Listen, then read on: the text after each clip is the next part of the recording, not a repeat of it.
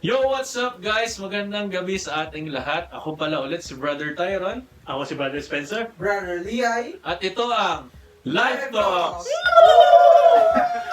So mapapansin ninyo mga kaibigan na naiba yung venue namin ngayon at yung pangalan ng page namin. Kasi yung Institute Insights, medyo nagkaroon ng konting problema. So kaya lumipat din kami dito sa bahay nila Brother Lihay. And syempre, gano'n namin kayo kamahal. Ipagpapatuloy namin itong ginagawa namin. Kasi ang dami nag-request sa amin. Ang dami naghahanap. Nasa na daw yung episode 4? 4 baga? 4 na pero siguro ito muna yung ano natin. Episode 3.5. Oh, 3.5. Pagpapatuloy natin siya. Pero ayun, bago ang lahat, may bago pala kaming kasama ngayong gabi. At gusto namin i-welcome fresh from Samar Leyte. At siya pala si Brother Michael Pacamara. Yes! Let's go! Batang-bata ang guest natin ngayon. Kumusta? Kumusta, Brother Michael? Ay, okay naman. Bali, tagasan ka pala talaga. Ako ay taga Labisares, Northern Samar. Northern Samar. Oo. So, talagang fluent sa sa Waray. Medyo hindi na siguro ngayon kasi sobrang matagal na akong wala sa Samar. So, mga 14 years. Oh, tagal na pala. Hindi, 40 hindi pa lang, years na. hindi lang pala. Kasi 2007 ako umalis dun eh. So, Oh, ilang taon ka na mga Brother Michael? Oo nga, ilang taon ka na ba? 29 years old, Sure ka? running for 30 years. Bawal. Happy June, this coming. So, bale, since nung umuwi ka sa Samar, dito ka na nagstay talaga sa San Pablo City. Oo, dito na ako nag-stay kasi dito ako nag-aral. Ayun. So, tuloy-tuloy na hanggang ngayon. Hanggang sa nag-mission ako. Nagsabi ko na. Pero yun, so ngayon na naimbitahan ka namin dito sa Life Talks, Brother Michael. Ano ba yung mga expectation mo dito sa podcast na ito? Actually, habang pinapanood ko din yung mga dati yung episodes. So, Na nabura. Ka pala. sorry! Na-save mo ba yun? Na-save mo? Save mo na. Deleted na eh. Medyo, Na-delete ka na. ayun, sobrang na-excite ako. And maraming, kumbaga, marami akong natutunan. And more, kumbaga, more learnings pa yung gusto kong, Naninulok forward. nilolook for. So ngayon, ikaw yung guest namin and sana marami kang matutunan ngayong gabi. And sana marami din kami matutunan. Alam namin, marami kami matututunan din sa mga may bahagi mo sa amin. Tama ba guys?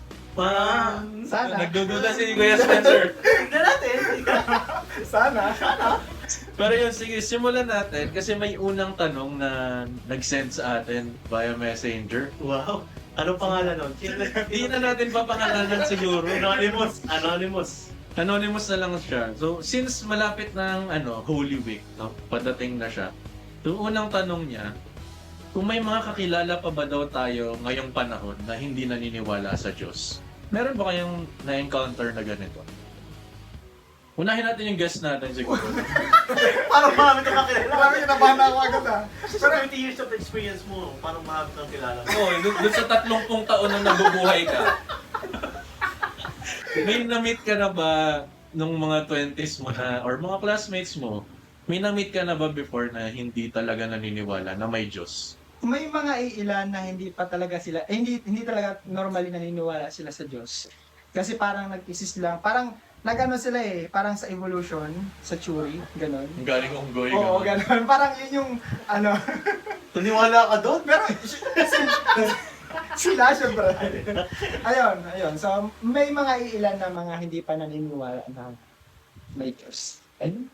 So para sa'yo, nung na-encounter mo yung ganong tanong or ganong sitwasyon, paano mo tinulungan yung friend mo na siguro not to convince him or her, pero na parang matulungan siya na mapaisip or na medyo ma-realize na may Diyos pala talaga. Parang mga ganon na realization.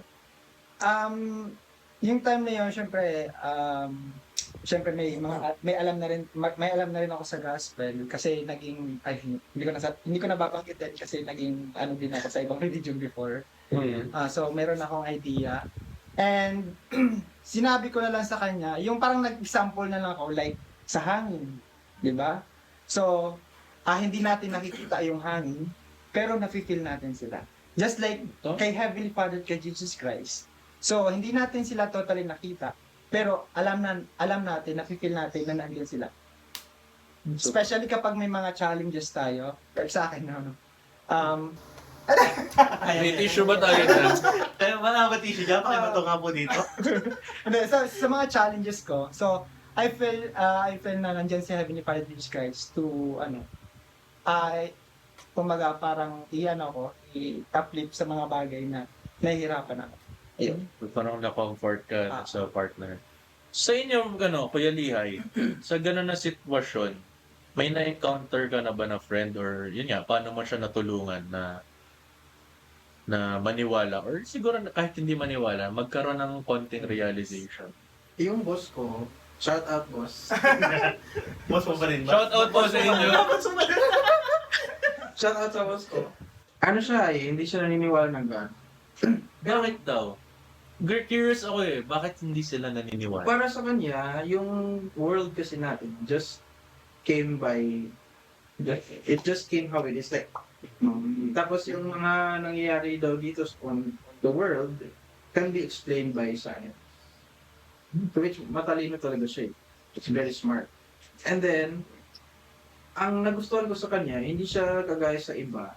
Hindi ko naman sinasabi nun na lahat kayo mga hindi naniniwala ng God. Pero ang maganda sa kanya, hindi siya hostile sa naniniwala ng Diyos. Like, okay, kung naniniwala ka ng God, Nandun yung respect. nandun yung respect eh. Kasi nakikita niya sa Facebook, nagpo-post ako ng about God. Yung iba kasi nakikipag-argue eh. Very common din ng mga parents. Then, nag-share lang ako sa kanya na I understand na ganyan ang belief mo. Pero nag-share ako sa kanya na experience ko nung nagsaserve ako ng missionary. As a missionary, na nakita ko talaga by my eyes na may nasapian. Like, may na-possess. That is something beyond what we can explain. Pinakita ko lang sa kanya na possible yung extraordinary things. And because of those mga experiences, are you open to the idea that there is a great creator or may mas nakakataas sa atin? Sabi niya lang na I will need to think about it, but that's a fascinating story. Sabi niya. How about you, Brother Spencer? Hindi. Ako wala akong na-meet, wala akong na-encounter na gano'n. Pero masasabi ko lang na if ever may na-meet akong mga parang hindi sila naniniwala sa Diyos, guys. Intindi ko lang sa kanila na there's someone na nagmamahal sa kanila na hindi nila nakikita. So alam naman natin na if dumating tayo sa point na parang wala tayong hope, there's a certain point na bigla tayo may strengthen tayo para maka-comfort tayo kahit wala naman tayong ginagawa. So yung mga ganung bagay, ganung pangyayari, ganun mag-work ang Diyos sa ating lahat. So wala siyang pinipili tayong lahat is mahal ng Diyos. At ganung sa paraan na ganun na namamanifest ng Diyos yung kanyang presensya para sa ating lahat. So yung mga decisions na ginagawa natin, nakala natin na may time na parang feeling natin mali. Pero makikita natin yung sarili natin. Nandun tayo sa kung ano yung gusto nating marating. So, doon sa mga ganong pagkakataon, mas natin feel natin, mas na-realize natin na there's someone na nag-guide sa atin. Ang ganda nung sinabi niya. Ang ganda nung sinabi ni Kuya Spencer na ipa-feel natin yung love. Naalala ko dun sa klase natin kanina, may sumagot na gano'n na gano'n yung ginawa niya dun sa friend niya. Pina-feel niya yung love. At siya na mismo, yung friend niya mismo yung makaka-feel na may just talaga dahil dun sa love na yun. Naalala ko, may na-encounter ako may friend ako na biglang hindi naniniwala na sa Diyos nung naging adult siya. Nung nagkakakwentuhan kami, Ano ba parang- yung naging trigger? Or ano yung really? yun yung inaalam ko. So, parang nakwento niya na parang siguro dahil sa prayer or yung parang nagkaroon siya ng may inaantay siyang miracle na hindi nangyari. So, siguro doon nag-start na nagalit siya sa Diyos. So, yun yung kadalasan na naririnig ko sa mga tao ngayon na dahil nagalit sila sa Diyos before, kaya ngayon na panahon, hindi na sila naniniwala ng Diyos. Pero more on siya no? Hindi siya antichrist kung sabihin kasi naniniwala pa rin siya kasi nasabi niya naggalit siya sa Diyos. So meaning may May being. may being pa rin siyang tinitingnan na nagalit siya ganun.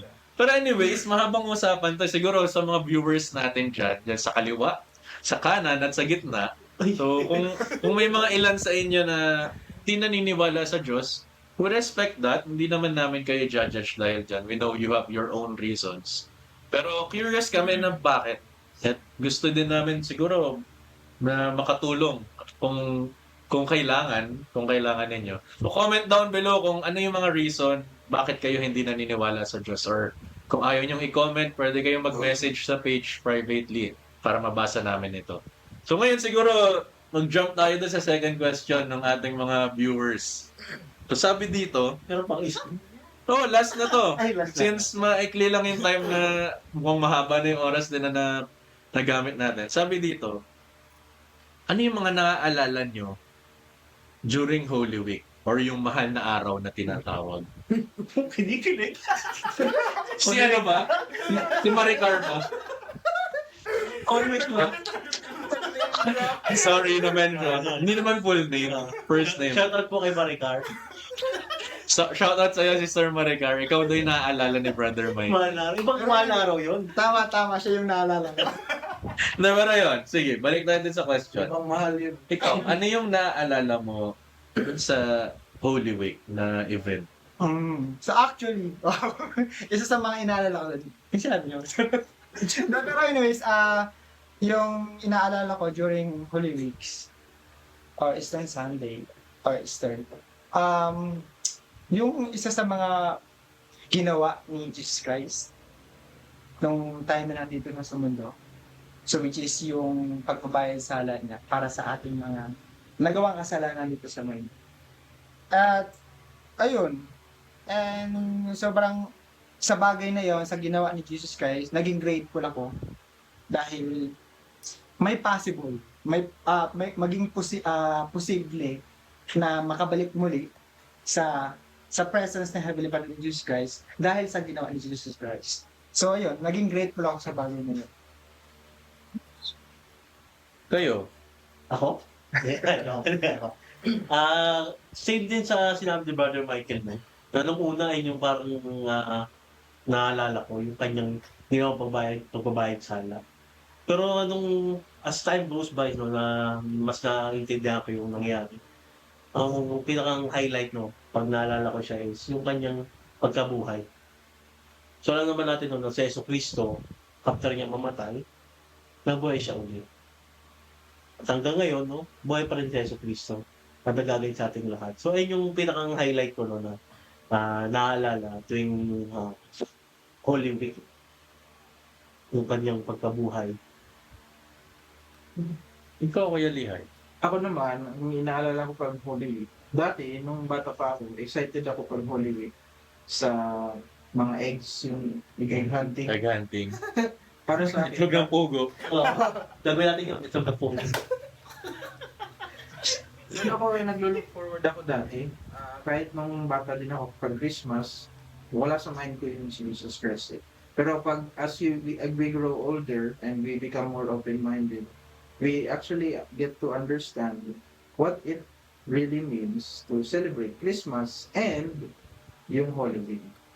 So I invite din everyone na this Holy Week, try to spend more time in developing your relationship with Jesus Christ. Merong mga scriptures, may Bible, and then kung open din kayo magbasa ng more, meron tayong mga other resources na pwede namin share, like the Book of Mormon, mga church materials na pwede nating ma-read para mas ma-understand natin ang buhay ng Jesus Christ. Maraming salamat sa mga shinare nyo, and gusto ko rin mag-share, no, na halos same kay Kuya Lihay, na gusto namin kayong imbitahan, guys, na mas palalimin pa natin yung relasyon natin sa Diyos, sa family natin, no? Mag-spend tayo ng time sa family natin to deepen our testimony sa resurrection na nangyari kay Jesus Christ. Minsan kasi yung mga tao, parang nag-focus sila dun sa pagkamatay ni Yesu Cristo. So parang nawawalan ng ng importansya yung main event, yung nabanhaw siya. Or tama ba? Nabanhaw sa Tagalog? Nabuhay. Sorry, Bisaya. Bisaya pala yung nabanhaw. Shout out sa inyo tanan. Umayang gabi sa inyo. Mayang gabi. So yun nga, gusto namin kayong imbitahan na this coming Holy Week na mas palilimin pa natin yung relasyon natin sa Diyos, yung kaalaman natin patungkol sa Kanya.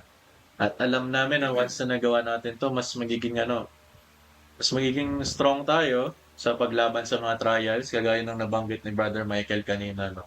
Na yung Diyos yung tumutulong sa kanya to uplift yung sarili niya. Siguro yung environment niya rin, yung mga kasama niya sa bahay.